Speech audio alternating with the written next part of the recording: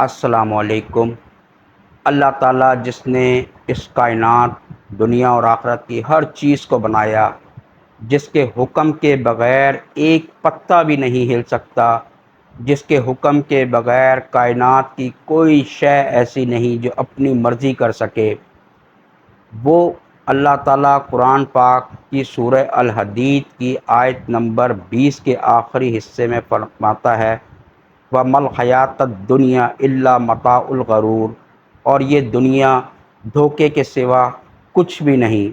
اور آج ہم ہیں کہ اس دنیا کو اپنی جنت بنانے کے چکر میں لگے ہوئے ہیں۔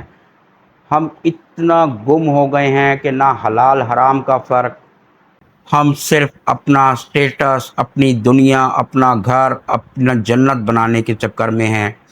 خدا را اس چیز کو سوچیں کہ جس نے دنیا بنائی، جس نے قائم کی، جس نے مطلب ایک بنانے والے کو پتہ ہوتا ہے کہ اس کے کیا ایڈوانٹیج ہیں، کیا ڈس ایڈوانٹیج ہیں۔ وہ خود کہہ رہا ہے کہ یہ دنیا ایک دھوکے کی جگہ ہے، اور اس کے باوجود ہم اس دنیا میں مگن ہیں۔